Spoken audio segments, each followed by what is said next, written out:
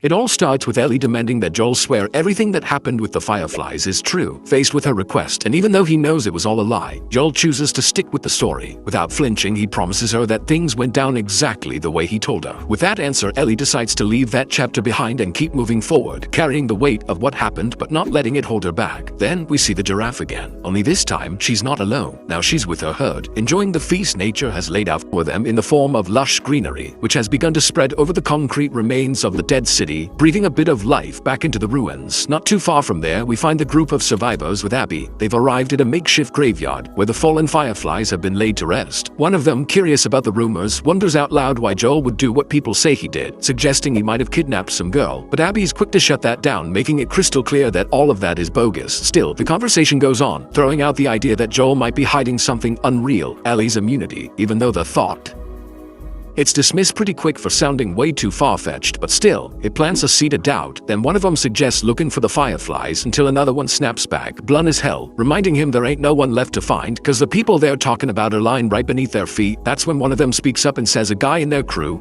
he's got a brother named Isaac, who's leading the whole community out in Seattle. What is Isaac's willing to take all of them in and give them a shot at starting fresh, but Abby jumps in, cuts the talk short. Before they even think about joining any other group, she makes it real clear. Her main focus is finding Joel. One of her guys, clearly worried, asks her how she plans on doing that when all they got is his name. That's when Abby drops the info she's managed to dig up. Joel's about 50, stands somewhere around 6 feet tall, and he's got a scar running across the right side of his temple. The man steps a little closer, moving in real careful.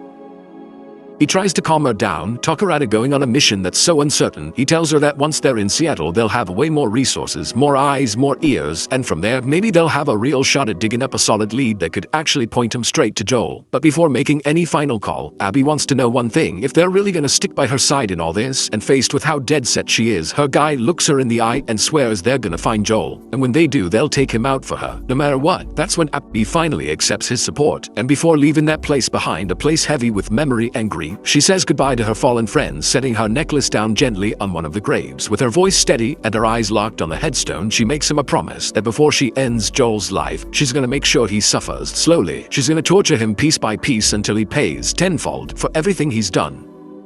5 years after everything that went down, we catch up with Ellie again. This time, she's inside a barn, locked in a fight with a big heavy-set guy. Even though he's got the physical edge, the man shows her a bit of respect, letting her get back on her feet before throwing the next punch. Ellie charges at him with grit and all the strength she's got, but her attempts don't get her anywhere. She hits the ground again, and this time she tries kicking him hard with both feet, but that don't do much either. Right after that, the guy moves in to choke her out, going straight for the neck. But from that angle, Ellie manages to wrap her legs around his head, locking in a chokehold. Still, the guy ain't going down easy. He shows off his raw power by lifting her clean off the floor, struggling to break free. But he waits too long. The longer he stays caught, the tighter her grip gets, until the lack of air starts wearing him down. That's when Ellie turns the tables and gets him pinned. Just before he manages to snap her arm, the fight suddenly comes to a halt when another man shows up. Turns out he's a friend of both of theirs, and just like that, we realize the whole thing was just a sparring session.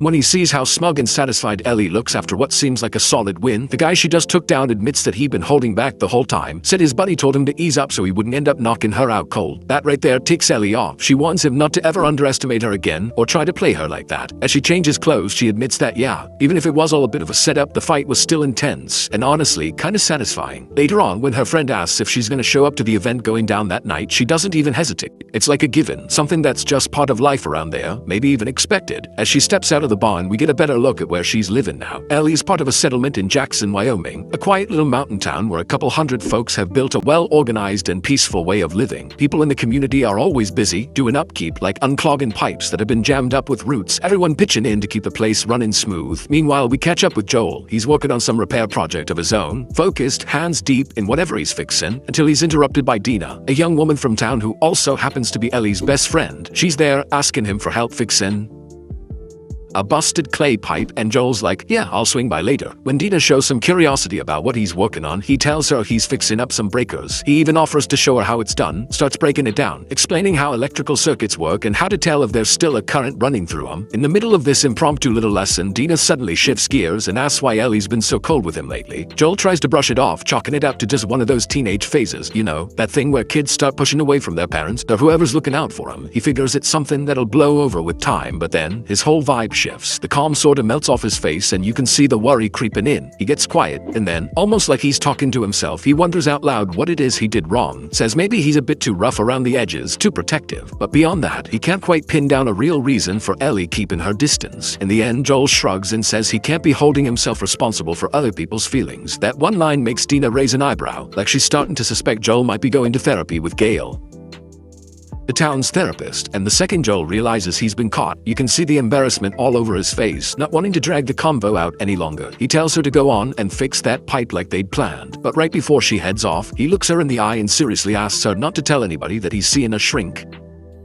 Meanwhile, somewhere way out of town, Ellie and Tommy are climbing one of the hills that overlook the valley. From up there, Ellie starts doing some target practice with a rifle, taking shots at the infected wandering in the distance. She nails one with her first shot, and Tommy, impressed, tells her to try hitting an infected woman that's shuffling in from even farther out. This time, Ellie only manages to clip her in the leg, doesn't stop her from moving forward. Right then, the two of them realize the noise and activity from the Alpine area has been drawing more infected up into the hills. Seeing the situation getting risky, Tommy says they need to head back ASAP to dispatch a patrol to check things out. On top of that, he lets Ellie know she's getting reassigned. She won't be running with her usual crew anymore. Instead, they're posting her at the front gate of the settlement. Ellie hears that and immediately takes it like it's a demotion, like they're losing faith in her. Tommy tries to explain that it's Joel who's worried about her, says that last time she went out, she acted way too reckless. That don't sit well with Ellie. She gets heated, reminds Tommy she's an adult now, and that Joel ain't got no say over what she does or doesn't do. That's when Tommy confesses that even if he don't totally agree, he knows better than to go against his brother out in the open. But Ellie, she ain't laying it slide. She fires back, reminding him loud and clear that she's immune, that the infected can't hurt her, so she shouldn't be treated like just another settler. Tommy, nervous now, tells her that talking about that kind of stuff strictly off limits in public. But Ellie, defiant as ever, raises her voice and shouts that she's got a bite mark on her arm, that it's proof of what she's saying. That bold move earns her a spot back on the patrol team, but not without a very clear warning. She's got to follow the rules from now on, no exceptions. Later on, a group of newcomers rolls into the settlement. While they're getting settled, a woman watching from an office window, turns out she's Joel's sister-in-law, starts voicing her concerns. She says they gotta speed up construction, cause space for new folks is starting to run thin. Joel, with that no-nonsense attitude of his, tosses out a simple solution. Maybe they ought to slow down the flow of people coming in, but his sister-in-law, who's got a say on the council, shuts that down real quick. Says they can't just turn their backs on people looking for shelter,